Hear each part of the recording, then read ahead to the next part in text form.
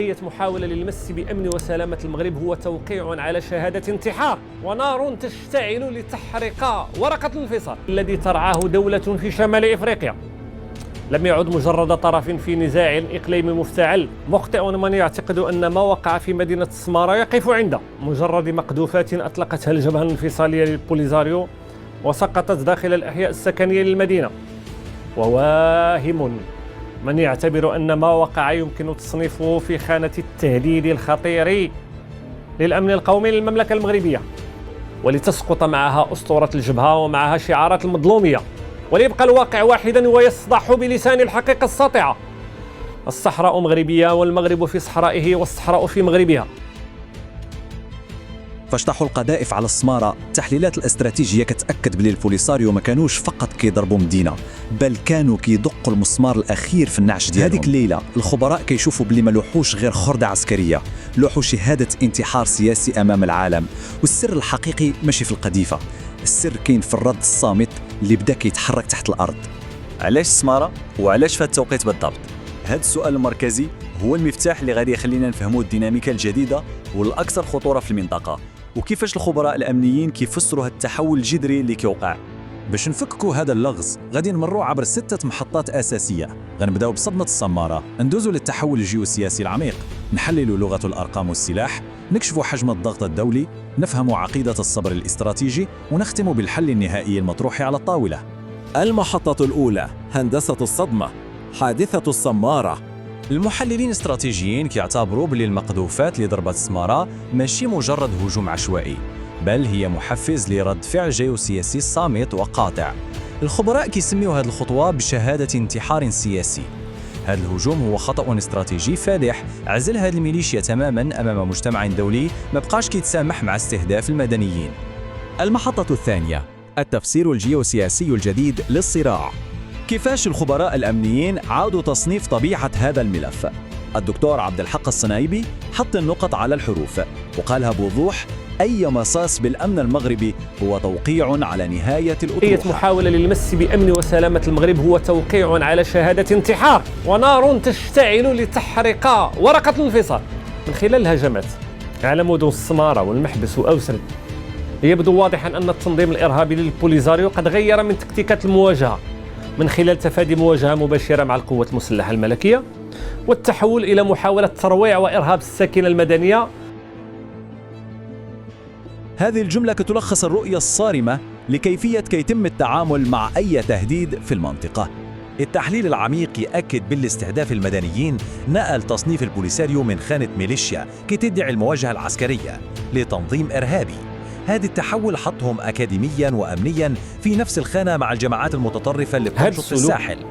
يضع البوليزاريو قانونيا وأخلاقيا في سلة واحدة مع التنظيمات الإرهابية، خاصة تلك التنظيمات النشطة في منطقة الساحل والصحراء. ما بقاش نزاع سياسي، ولات بؤرة إجرامية وجب استئصالها دوليا. المحطة الثالثة: لغة الأرقام والأسلحة، التفاصيل اللي كتحسم المعركة.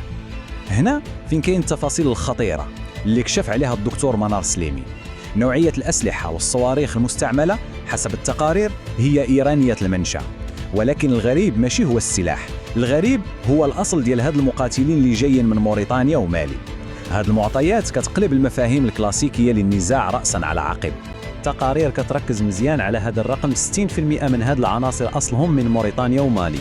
دكتور سليمي كيوضح باللي حنا قدام قوة ديال المرتزقة ما بقاش عندها حتى شي ارتباط ولا علاقة تاريخية بالأرض اللي كتدعي الدفاع عليها. لأن كاين تما فصائل، واش ماشي الهجوم كيديروا بوليزاريو موريتانيا، باش نكونوا واضحين هنا، لأن جنيحة هذا بوليزاريو موريتانيا، لأنه راه 60% ديال المكونات ديال البوليزاريو من موريتانيا.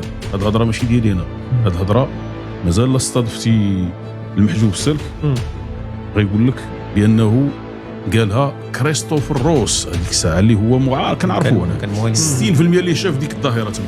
واش معنى هذا؟ انه كاينه مجموعه سيرتو اللي رجعوا للور، هذه المجموعه هي الان اللي بدات كتستعمل هذه القضيه، وكاين المجموعه الاخرى اللي علاش كنربطوا القضيه ديال المفاوضات، لان في المفاوضات كاينه مجموعه اللي بدات كتناقش الوضع ديالها، يقول لك انا كيفاش نكون. اذا واحد كيستعمل الصواريخ الايرانيه، واحد كيناقش. اذا البوليزاريو براسو هنا كيتفكك. هاد الأرقام كتأكد نظرية خطيرة كيتحدثوا عليها المحللين. مخيمات تندوف ولات قنبلة ديموغرافية. تقارير كتشير باللي القوى المجاورة باغا هاد القنبلات تنفجر بعيد على حدودها بسبب توافد مستمر للمرتزقة. المحطة الرابعة: الاختناق والضغط الدولي. هادشي كيرجعنا لنفس السؤال، علاش السمارة دابا؟ الجواب في كلمة واحدة: الاختناق.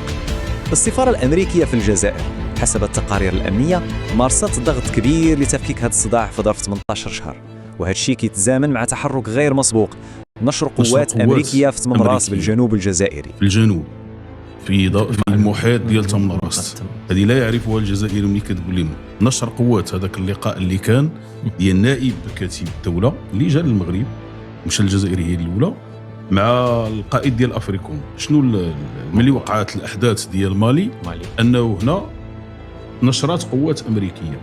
واللي غنزيد نعطيك ترقع من هذا الجانب هذا تحسب اللي احداث بحال اللي عين اميناس، لان تما كاين صراعات كبيره. اكثر من هذا انه حتى المعلومات تقول بانه طالبت الولايات المتحده الامريكيه في هذه اليومين هذه عدم اقتراب الجيش الجزائري والجزائري من هذه المنطقه، لانه ملي كنقولوا الجيش الامريكي كاين حتى اسرائيل، حتى القوات الاسرائيليه. هذا الشيء فوق الاراضي الجزائريه في الجنوب، راه صراع كبير تما. انعدام ثقة تام في قدرة العسكر المحلي على ضبط المنطقة، زائد الخوف الحقيقي من تصنيف النظام كراع للإرهاب. هادشي هو اللي كيفسر محاولة تصدير الأزمة للخارج واللعب بآخر الأوراق لتجنب العقوبات.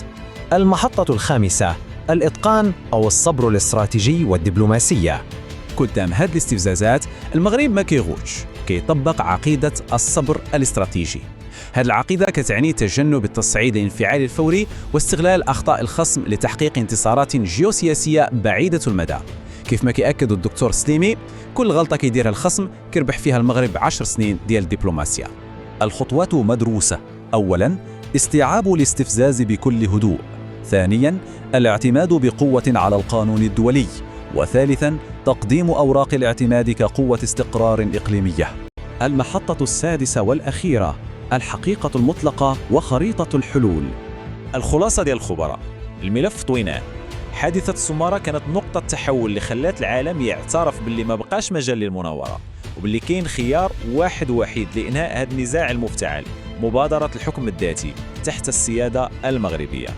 الخريطة تبدلات وعاد تقسيم انتحى. هذه المقولة كتلخص الواقع الجيوسياسي الجديد اللي باقي كيعول على الوهم راه كيبني في الفراغ. وفي الختام، الخريطة تغيرت بشكل نهائي.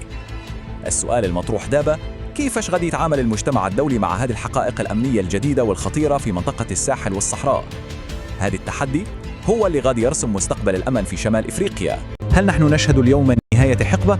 أم أنها مجرد شرارة البداية لشيء لا يمكننا حتى تصوره؟ شاركونا آراءكم وتحليلاتكم الحرة في التعليقات. وكما أقول دائما، دعمكم بالإعجاب والاشتراك ومشاركة هذا العرض التوضيحي هو الرسالة التي تمنحنا القوة للاستمرار في كشف الحقائق. كان معكم أخوكم نبيل من قناة عين الواقع. السلام عليكم وإلى لقاء آخر وعرض توضيحي جديد إن شاء الله.